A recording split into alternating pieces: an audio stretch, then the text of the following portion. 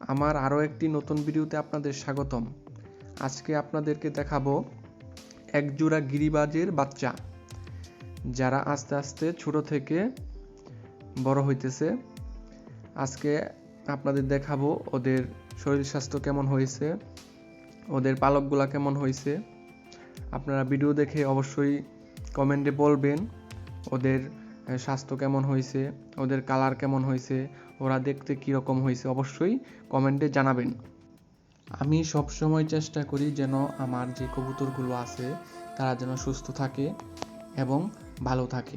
এর জন্য আমি কি করি, অবশ্যই ওদেরকে ভালো খাবার দিতে হবে, যে খাবারগুলো খেলে ওরা সবসময় সুস্থ থাকবে। ভালো একটা পরিবেশে রাখতে হবে যেন ওদের রোগ জীবাণু খুব কম হয়, এবং ভালো পরিষ্কার পানি দিতে হবে যেন ওরা ওদের তৃষ্ণা মিটাতে পারে। এখন যদি আপনাদেরকে দেখাই হাতে নিয়ে কবুতরের বাচ্চাগুলো আসলে কীরকম হয়েছে, তাহলে বুঝতে পারবেন। দেখুন তাহলে আসলে বাচ্চাগুলো দেখতে কতটা সুন্দর হয়েছে।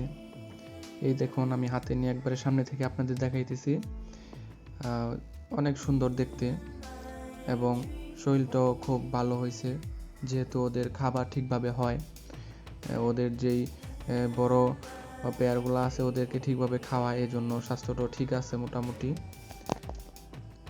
আরও যদি ওদের চোখের দিকে দেখি তাহলে বোঝাই যাইতেছে আসলে ওরা সুস্থ আছে। যদি অসুস্থ থাকতো তাহলে কিন্তু কবুতরের চোখ দেখলেই বোঝা যায়, এবং হাঁটাহাঁটি দেখলেও বোঝা যায়।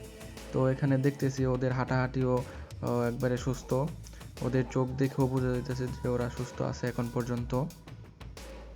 এবং আমি যখন ওদের হাত দিয়ে ধরতে যেতেছি তখন কিন্তু ওরা একটু চঞ্চল টাইপের হইতেছে। এই দেখেন, এখন আমি পাখনাটা উঠিয়ে দেখাইতেছি যে আসলে পাখনাগুলা কীরকম হয়েছে। পালকগুলাও মোটামুটি ভালো হয়েছে এখন পর্যন্ত। ছোট ছোট পালকে কিন্তু কবুতরগুলোর বাচ্চাকে আরও অনেক সুন্দর দেখায়। এই দেখেন, আমি যখন ওদেরকে ধরতে চাইতেছি ওরা কিন্তু একটু চঞ্চলভাবে দৌড় দিতে চাইতেছে। এতে করে কি বোঝা যায় যে ওরা খুবই স্বাচ্ছন্দ্য বোধ করতেছে। আবার যখন আমি হাত দিয়ে উঠিয়ে রাখলাম তখন কিন্তু একদম শান্ত হয়ে গেছে। ভয়ও আছে ওদের মধ্যে, বাচ্চাদের যেরকম একটা ভয় থাকে ওই রকম ওদের ভয়ও আছে। এইরকম যদি সুন্দর সুন্দর কবুতরের ভিডিও আরও পেতে চান, আরও দেখতে চান, তাহলে অবশ্যই চ্যানেলে সাবস্ক্রাইব করে সাথে থাকতে হবে। অবশ্যই লাইক দিবেন, অবশ্যই কমেন্ট করবেন।